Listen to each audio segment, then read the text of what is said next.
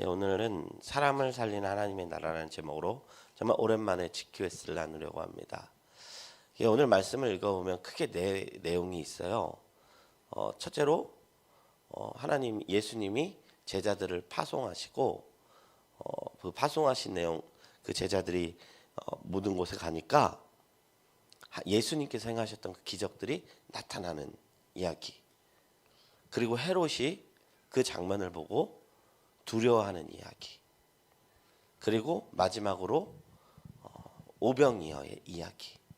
이렇게 이야기가 세 가지 내용으로 나누어질 수 있다고 볼 수 있어요.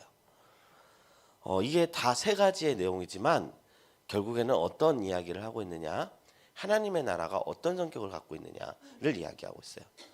무엇이냐? 하나님의 나라는 첫째로 사람을 살리는 것이다. 하나님의 나라는 어떻게 이 땅에 세워질까요? 전도에 미련한 것으로 이루어진다고 합니다. 한 사람이요, 하나님을 믿고 그때부터 하나님의 나라를 경험해요.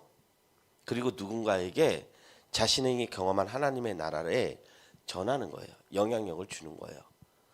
이게 전도죠. 근데 우리가 전도하면 어떻게 생각하냐면 사형이 딱 들고 길거리에 나가서 한 사람 한 사람 영접기도 시키는 게 전도라고 생각해요. 비록 몇몇 사람은 그런 전도 방법을 통해서 영접기도를 따라할지 모르겠습니다만 그것을 통해서 하나님의 나라를 완전히 경험하게 하는 것은 쉽지 않아요. 왜냐하면 하나님의 나라는요, 작게 심어져서 열매를 맺혀가는 일련의 과정이거든요. 그래서 전도라는 것은 결국에는 우리의 삶을 통해서 가능한 것입니다. 그리스도인으로서 내가 살아가는 모습을 보고 누군가가 신앙인은 저렇구나라는 것을 깨닫는 것이 전도라는 거예요. 그리고 그 자신이 경험한 하나님 나라를 전하는 것입니다. 근데 하나님이 때로는 이 전도를 행하실 때 권세와 능력과 권위를 주십니다. 성령이 힘입어서. 그리고 한 사람 한 사람 통해서 그 삶으로 통해 전도할 때는 20년, 30년, 때로는 죽기 전까지 안 될 때도 있어요. 예전에 어떤 권사님들 보면 예수 믿고 가족 전도를 위해서 평생을 기도했는데 결국 임종 전에 하나님 영접하는 일도 많죠. 그런데 하나님이 그런 방식으로만 일하는 게 아니라 하나님의 나라를 급진적으로 때가 차서 아주 급진적으로 들판에 열매가 그 벼가 다 익어서 낫으로 추수하듯이 할 때가 있어요. 그것도 하나님의 전도의 사역입니다. 주님이 이 땅에 오셨을 때 하나님의 나라를 폭발적으로 전하셨는데 그 뒤에는 이적과 표사가 있었습니다. 이적과 기적. 병이 낫는 겁니다. 귀신이 떠나가는 겁니다. 그런 경험들을 통해서 사람들이 하나님의 나라가 저런 곳이구나. 하나님 나라가 임하면 귀신이 떠나는구나. 하나님 나라가 임하면 우리의 병이 치유가 되는구나를 눈으로 보게 됐어요. 그런데 예수님만 이런 사역을 한 것이 아니라 예수님의 제자들이 이것을 감당하기 시작해요. 주님이 이 땅에 오셨을 때 갈릴리 지방에서 사역했어요. 일평생 거기 사시고 3년 동안 거기서 돌아다니시다가 마지막 3년째에 예루살렘 내려가신 거예요. 주님은 어디서 영향력이 있으셨죠? 갈릴리 지역이었어요. 베세다, 두로, 시돈 다 갈릴리 지역이에요. 그런데 지금 복음이 지구 반대편 우리 쪽으로 오게 된 이유는요, 예수님의 제자들이 예수님과 똑같은 사역을 한 거예요. 오늘 본문 말씀에서 예수님의 제자들이 전도를 하는데 예수님과 꼭 같은 일을 합니다.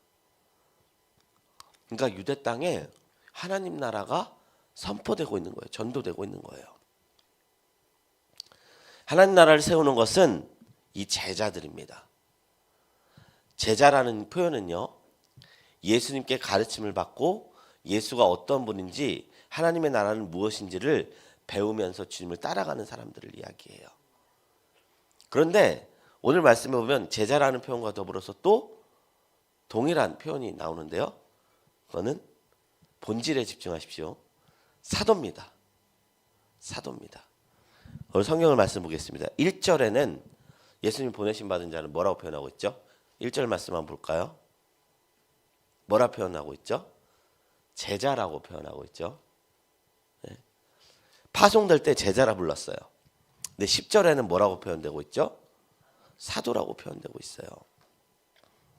사도는 어떤 사람들이죠? 헬라어로 아포스텔로라고 해서 보냄을 받은 사람들이다라는 뜻이에요. 제자와 사도가 이게 병행으로 표현이 되고 있는데요. 이 사도라는 표현이 누가복음에서 제일 자주 나옵니다. 누가복음에서는 제자는 어떤 사람이다라고 생각하는 거죠? 주님의 보냄을 받은 자라고 여기는 거예요. 어디로 보냄을 받을까요? 세상으로. 그런데 우리가 보냈다는 것의 의미를 좀 더 심층적으로 생각할 필요가 있습니다. 예수님이 제자들을 왜 세상에 보냈어요? 하나님의 일을 하라고, 예수와 같은 일을 하라고, 하나님 나라를 선포하라고 보냈어요. 근데 그건 누구의 일이에요? 하나님의 일이에요. 하나님의 일을 인간에게 맡기신 겁니다. 근데 우리가 일을 할 때요, 나의 일이 있고요, 남의 일이 있어요. 개인 사업을 할 때, 그리고 남에게 맡겨진 일을 할 때 필요한 태도가 달라요.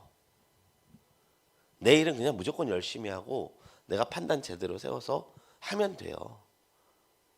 그런데 남의 일을 할 때는요, 한 가지가 더 추가가 되는데, 그 일을 맡긴 사람의 의도, 그 맡긴 사람이 무엇을 원하는가를 반영해서 일을 해야 합니다. 근데 그거 안 하고 그냥 내 열심, 나는 이거 이렇게 하고 싶어 한다고 해서 열심히 망치는 결과가 날 수 있어요. 주님의 일을 우리가 할 때는요, 내 일처럼 생각하는 것이 아니라 보냄을 받은 자의 정신으로 해야 됩니다. 이것을 다른 말로 하면 청지기, 일을 맡김을 받았다는 겁니다. 관리자가 되라는 거예요.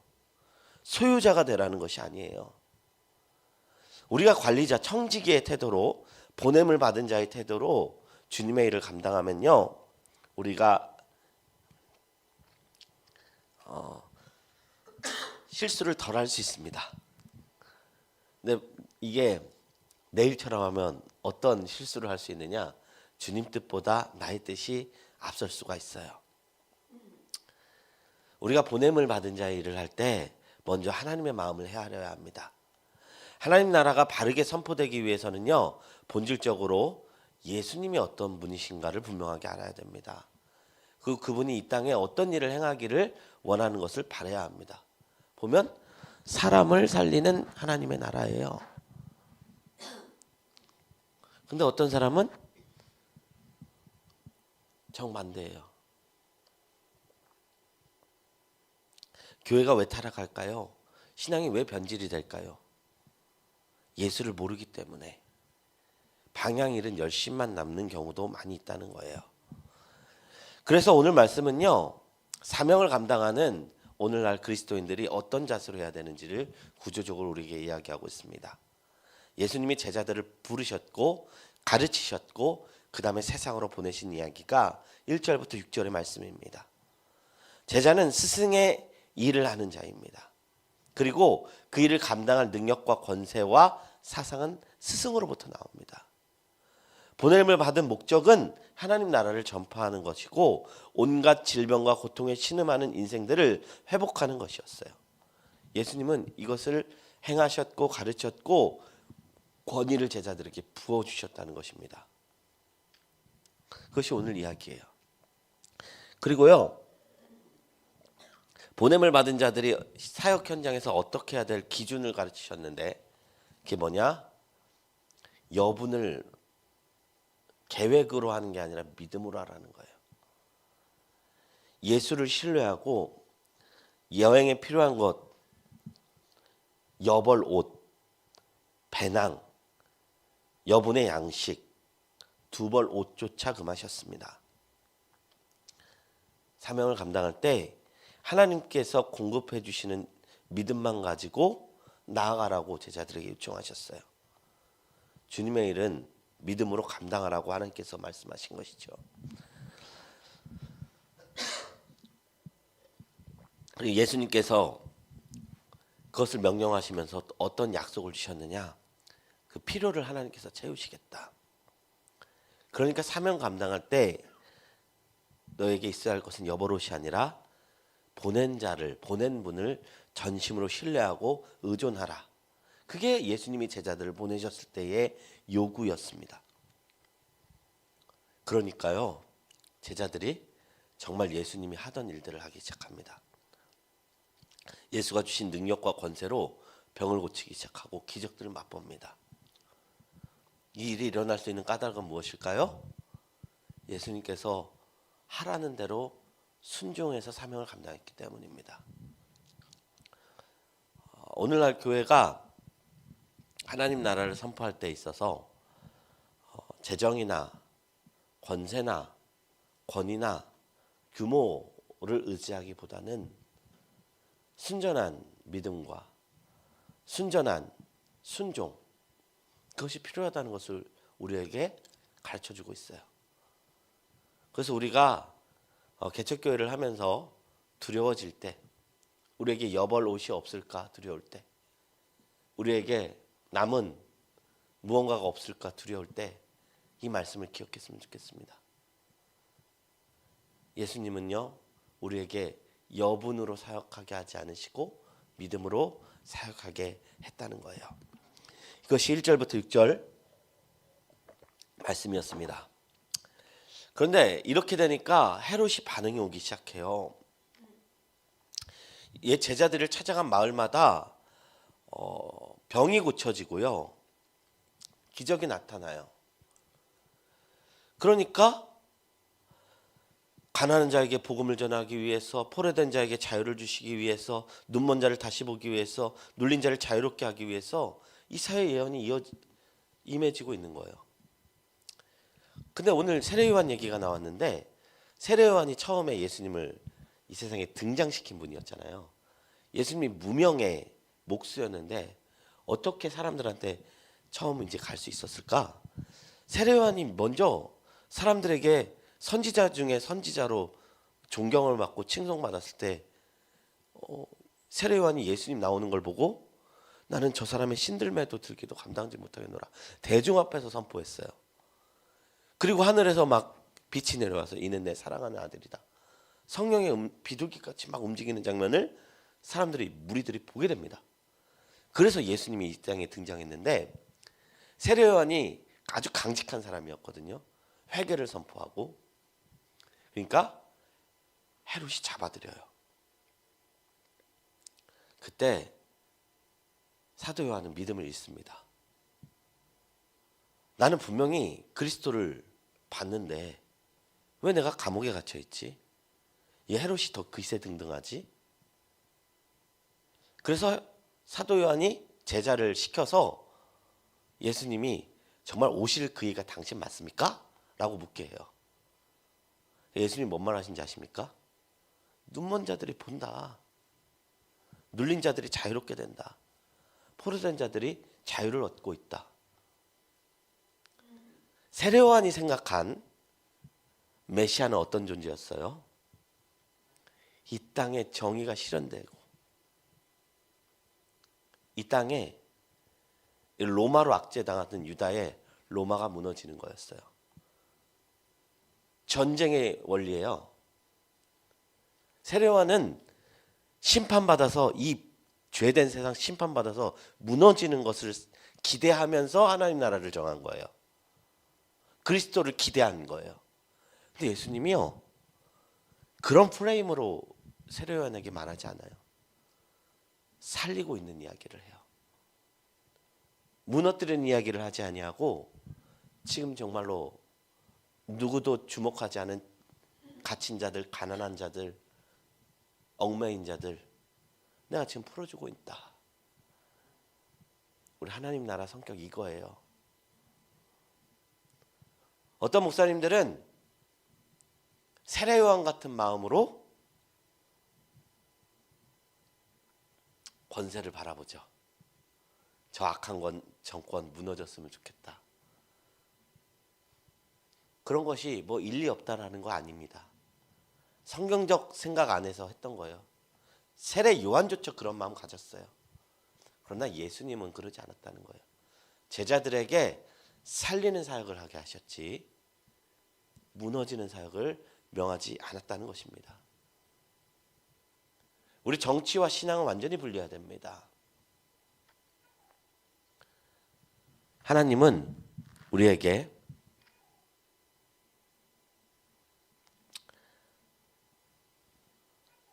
카톡이 계속 오네요. 제가 저거를 로그아웃을 안 했나 봅니다. 죄송합니다. 복음이란 뭐죠? 살리는 것입니다. 우리가 예수 믿고 무엇을 얻었습니까? 우리 권사님도 예수 믿고 얻은 것이 생명이었을 거예요. 절망의 이 세상 속에서 하나님을 알고 나서 살 소망을 얻었을 겁니다. 우리 사모님도 마찬가지입니다. 예수 믿고 얻은 게 뭐예요? 원수의 죽음입니까? 살 소망을 얻은 것이죠. 복음이란 그런 것입니다. 그런데 이렇게 생명을 살아나는 일을 하니까 누가 두려워해요? 헤롯이 두려워해요. 헤롯이 두려워요. 예수님은 정권에 대한 그런 걸 하지 않았는데 로마의 분봉왕이었던 헤롯이 두려워합니다. 왜냐? 헤롯은요 자기의 권위를 지키기 위해서 세례 요한을 죽였던 사람이거든요. 헤롯이 세례 요한이 이빠른 말해서 세례 요한을 죽였어요. 그러면 자기를 비판하는 사람들은 줄어들고 자기의 왕조가 공고해질 것이라 여겼습니다. 그런데 세례 요한을 참수해도 하나님 나라가 전파되고 있고 예수님에 대한 소문이 이 사람이 세례 요한이다 이렇게 드러나고 있는 거예요. 헤롯은 자신을 지키기 위해서 권세를 사용합니다. 백성을 섬기기 위한 힘이 아니었습니다. 그런 통치자가 다스리는 세상에 백성들은 어떤 존재가 되겠습니까? 눌린 자가 될 거예요. 포로된 자가 될 거예요. 가난한 자가 될 거예요. 눈먼 자가 될 거예요. 그런데 아무것도 가지지 않고 권세와 권위와 재정으로 하나님 나라 선포한 게 아니라 오직 믿음으로 두 벌업도 가지 않는 그냥 평범한 예수라는 사람의 제자들이 세상에 생명을 갖다 주고 하나님 나라의 그 살리는 그런 역사들을 나타내니까 이 세상의 권력자들이 갈대처럼 되어서 두려워하는 것입니다. 복음의 힘이 여기에 있습니다. 힘으로 돈으로 능으로 부흥하는 교회는 힘으로 돈으로 능으로 사역한 거예요. 반면에 믿음과 성령으로 부흥하는 교회는 성령과 믿음으로 부흥하는 교회입니다. 우리가 어떤 교회가 돼야 될까요? 성령과 믿음으로 충만한 교회가 돼서 이 세상의 원리, 사람이 많아야 되고 재정이 많아야 되고 권세가 많아야 되고 그래서 하나님 나라를 전하는 게 아니라 믿음과 성령으로 충만해서 하나님 나라를 전하는 저와 우리 이루어가는 교회가 되기를 간절히 소망해 봅니다. 생각해 봅니다. 예수님이 제자들을 보내어 복음을 전하고 사람들의 삶을 회복하라고 하신데 반해서 헤롯은 자신의 안위를 위해 선지자를 죽였습니다. 하나님 나라에서는 사람들이 살아나지만 헤롯의 나라에는 사람들이 목숨을 잃습니다. 오늘날 우리 그리스도인들이 지향해야 할 하나님 나라의 참된 면모는 무엇이라 생각합니까? 두 번째 질문입니다. 예수님이 이제 빈들에서 무리를 먹이시는 장면이 나와요. 우리 빈들이라고 하면 생각나는 구약의 장소가 있어요. 어딜까요? 광야입니다. 광야는 먹을 것이 없고 간조한 땅이라고 성경에 표현이 되어 있어요. 빈들은요, 아무것도 없는 곳입니다. 근데 이스라엘 백성이 광야에서 하나님의 나라를 경험했어요. 진중에 장막이 있고요, 하나님이 그곳에 직접 임재하셔서 40년간 그들을 만나와 메추라기로 먹이셨어요. 예수님이요, 그 기적을 사람들한테 보이시는 장면입니다. 제자들은 날이 저물어 가는 것을 보면서 예수님께 사람들이 거주하는 어떤 음식이 있는 마을로 보내자고 요청했어요. 빈들에서는 이 많은 사람들을 먹일 수 있는 음식을 구할 수 없기 때문입니다.